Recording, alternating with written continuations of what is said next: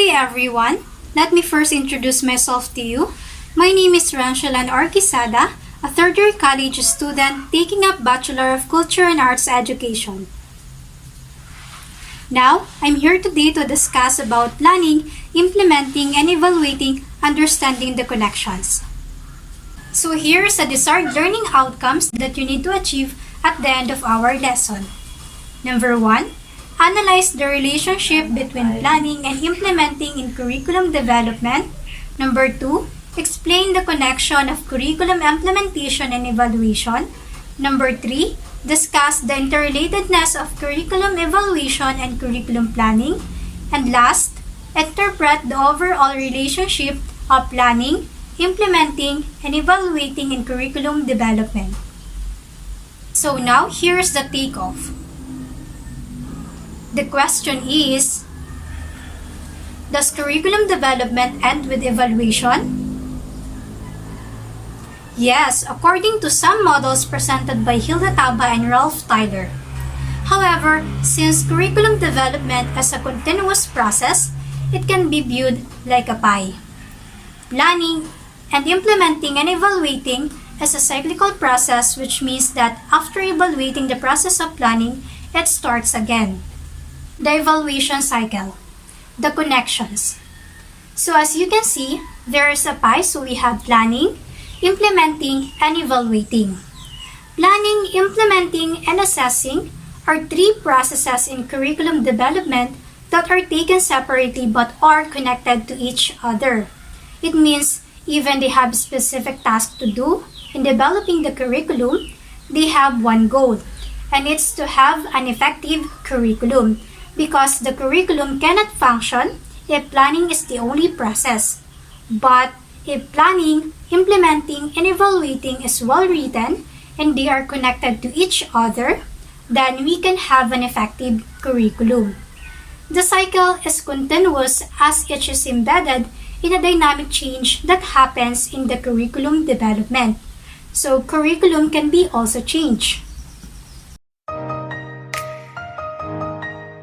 Here's the key idea of planning. Planning is an essential step in curriculum development. It includes determining the needs through an assessment, because it will help you determine what needs to be accomplished to reach your project goals.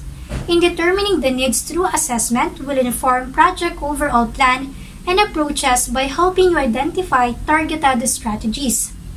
Needs would include those of the learners, teachers, the community, and the society as this relate to curriculum. Intended outcomes should be SMART, specific, measurable, attainable, with result, and with the frame time. When we say specific, the intended outcomes should be well-defined and clear. It states exactly what will be accomplished. When we say measurable, it should provide benchmark or targets so that you will determine when the target has been reached, by how much it has been exceeded, or by how much it has fallen short. When we say attainable, the intended outcomes should be accomplished in the proposed time frame with the available resources and support, and the students have the prior learning necessary to accomplish the learning outcomes.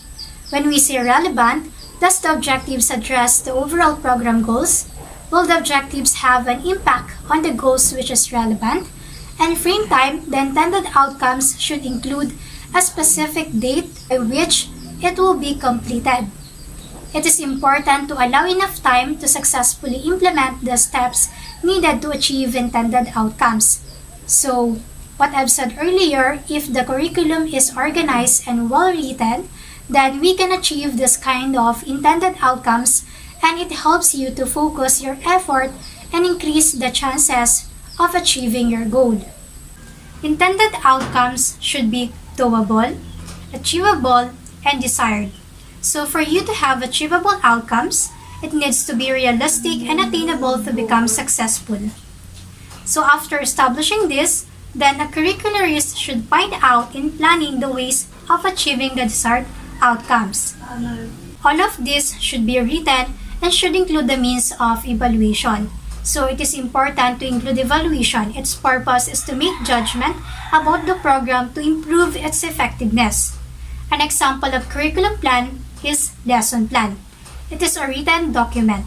Many planners would say a good is half of a work done. The end product of planning is a written document. Some outputs of curriculum planning are lesson plan, unit plan, syllabus, course design, modules, books, instructional guides, or new science curriculum plan. Now, let's talk about implementing. So now, here's the key idea for implementing. Implementation continues after planning. The question is, what should be implemented? The planned curriculum which was written should be implemented. It has to be put into action or used by a curriculum implementer who is the teacher. So it means that the plans should be put into action. You need to use the planned curriculum for you to deliver instruction and assessment through the use of specified resources provided in the curriculum to be delivered to students. Curriculum plan should be not remain as a written document. It will become useless. That's why we should use the lesson plan that we make for us teachers to deliver our lesson accordingly to the topic that we need to discuss on the given date and time. Because if we just let the written curriculum stuck, then it won't become effective and it will become useless. A curriculum planner can also be a curriculum implementer. Teacher cannot only plan, but he or she also can be implementer. The teacher are the most crucial person in the implementation of the curriculum. Teachers shape the school curriculum by sharing their experiences that they have and the resources that they are capable of giving and imparting knowledge to the learners. With a well-written curriculum plan, a teacher can execute this with the help of instructional materials, equipment, resources, materials, and enough time.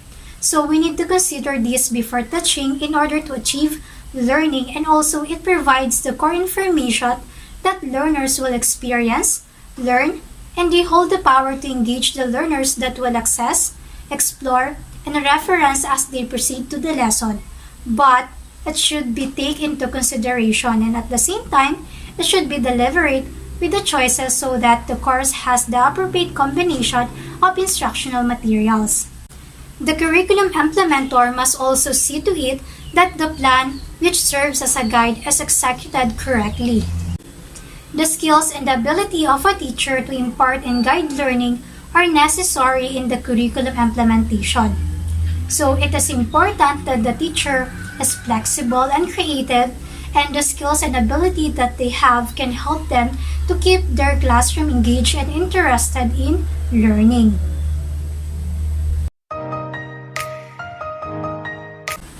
So now here's the key idea of evaluating. Evaluation follows implementation. It is very necessary to find out at this point if the planned or written curriculum was implemented successfully and the desired learning outcomes were achieved. So we all know that evaluation is one of the important part of written curriculum to find out if the learners achieve the desired learning outcomes at the end of the lesson. Curriculum evaluation as a big idea may follow evaluation models which can be used for programs and projects. There are 5 models, and each model focus on a specific factor which will be the basis of determining effectiveness. Like for example, we use Tyler model, so the focus is whether the objectives of the curriculum is achieved or not. Evaluation provides a systematic method to study program or projects to understand how it will achieve its goal. It determines what works will be done and what could be improved to the programs or projects. When you use for assessment of learning, which is also evaluation, more attention is given to the levels of assessment for the levels of learning outcomes by the Department of Education. It means that the level of assessment describe levels of learning outcomes, which are level 1, knowledge, level 2, process, level 3, understanding, level 4, product or performance. we should always know that the type of the test is depend on learning outcomes that we would like to assess. So the learning outcomes on the different levels can assessed in many ways with the use of appropriate tools. The use of description for the proficiency the learners is described by the qualified values of the weighted test score in an interval scale. Here's the key ideas of the three process that we should bear in our mind, that what has been planned should be implemented and what has been implemented should be evaluated. The cyclical flow of the three process in curriculum development is very easy to remember and follow. As curricularists, these guiding ideas clarify our understanding that one cannot assess what was not taught nor implement what was not planned. So now here's the take action. Activity 1. A day in the life of teacher in the classroom. Number 1. Look for a teacher whom you know personally. Number 2. Ask her or him to answer the following. A. What are the teaching plans that you do every day? Give at least 3. B. Do you implement this plan? How? C. If you implement this plan, how do you evaluate this? Number 3. After you have asked and recorded the information, write this in a paragraph form.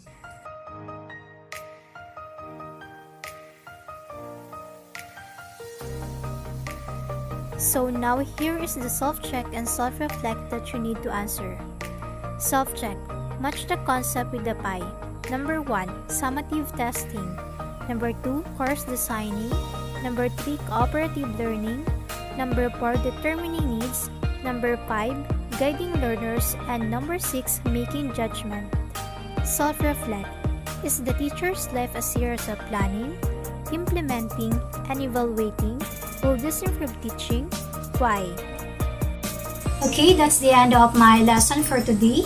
I hope you've learned something, and thank you for listening. Keep safe and God bless.